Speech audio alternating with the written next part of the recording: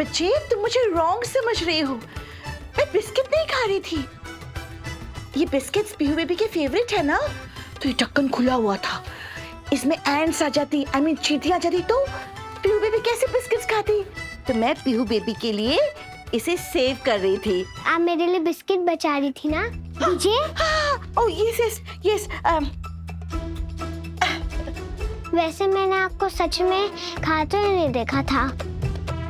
ये पीहू की बच्ची बहुत चालाक है, इसके साथ रिस्क नहीं ले सकती। हाँ तो क्यों? एंड तो छोटे हाथ हैं। थैंक यू डार्लिंग दादी। पर मैंने तो आपको सच में बिस्किट खाते हुए नहीं देखा था। लेकिन पता नहीं आपने मुझे इतने सारे बिस्किट्स क्यों दे दिए। Thank you. एंजॉय। यही मेरा खून होती तो मेरे जैसी मासूम इनोसेंट होती। पराया खून है ना, इसलिए इतनी चालाक और चंट है।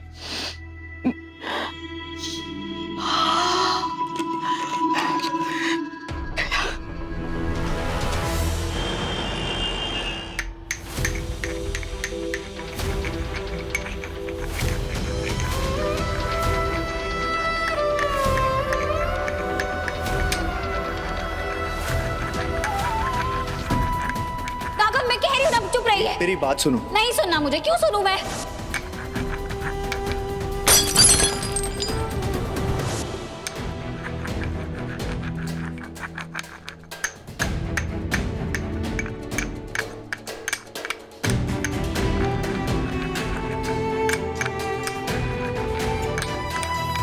राघव,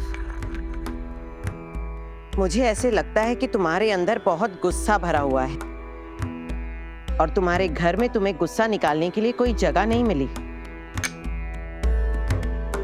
नहीं गुरु माँ, ऐसी बात नहीं है।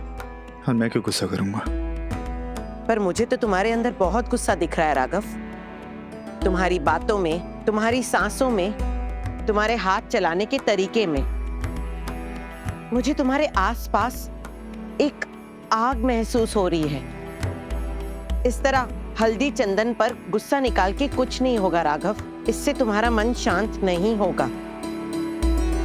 तुम्हारे अंदर जो भी है उसे बाहर निकालो। बोलो राघव।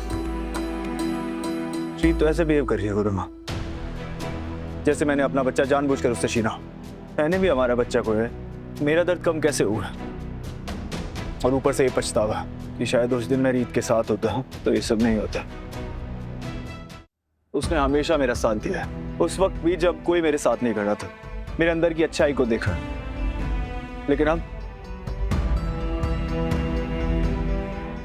जब मुझे उसकी सबसे ज्यादा जरूरत है तो मेरी तरफ भी नहीं देखना चाहती। मैंने उसकी आंखों में इतनी नफरत कभी किसी की नहीं देखी गुरु माँ। और ये कैसी समझदारी हो? इस वक्त हम एक दूसरे का साथ देना चाहिए, एक दूसरे का सहारा बनना चाहिए, ताकि हम इस अंधेरे से बाहर आ सके। गुरुबा, आप जानती हैं मैंने उसे गुस्सा करते हुए पहले भी देखा है, लेकिन उसने ऐसे रिएक्ट कभी नहीं किया। उसने वास उठा के तोड़ दिया।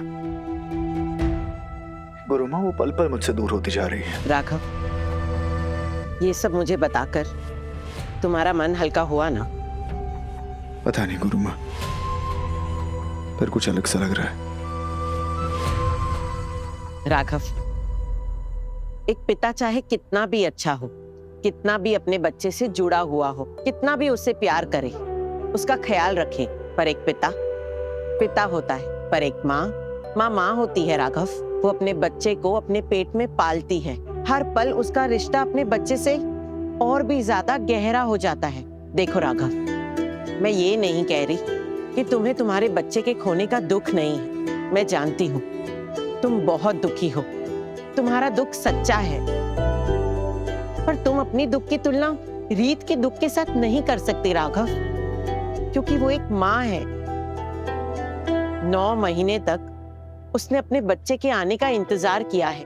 तुम ही बताओ उसे कैसा महसूस हो रहा होगा कि उसके शरीर का एक हिस्सा, उसकी आत्मा का एक हिस्सा उससे अलग हो गया। राघव, 9 महीने एक माँ एक बच्चे के आने का इंतजार करती है।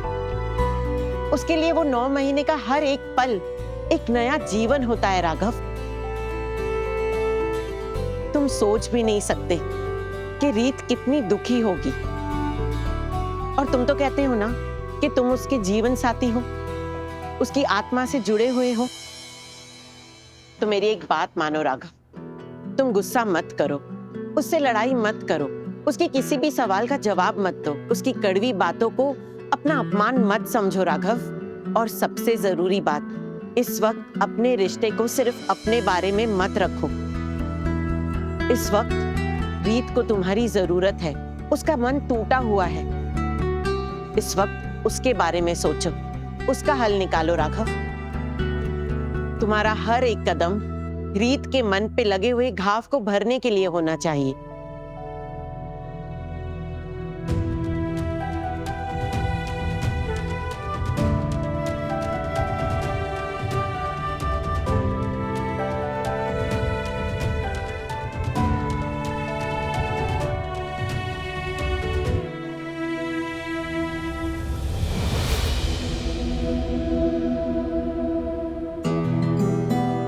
पीहू आ जाओ, बैठो। कूल चाची, मुझे एक बात बताओ, बड़े लोग इतना झूठ क्यों बोलते हैं? किसने झूठ बोला? आपने, और नहीं तो क्या। आप मुझे इतना समझाती हो कि फैमिली सब कुछ होती है, फैमिली कुछ गलती करे तो उसे माफ कर देना चाहिए, पर मुझे तो ये भी नहीं पता कि लंबू चाचू ने गलती क्या की है कि आप इतना गुस्सा हो और वो सैड घूमते रहते हैं।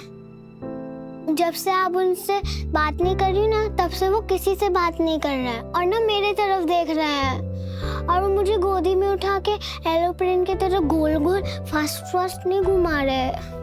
मैं कितनी कोशिश की हूँ कि कोई मुझे उठा के गोल गोल घुमाए, पर मुझे मजा ही नहीं आ रहा, क्योंकि कोई भी लंबू चाचू के तरह टॉल और स्ट्रॉन्ग नहीं है ना।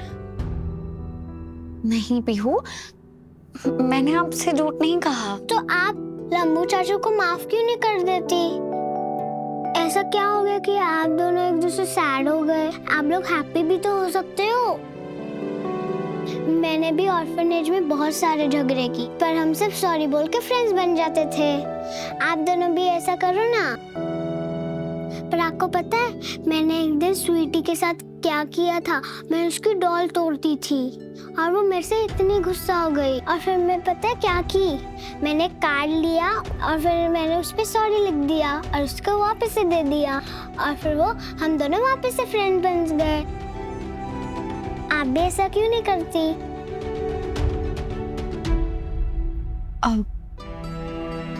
मैं करूंगी, प्रॉमिस। अभी खेले?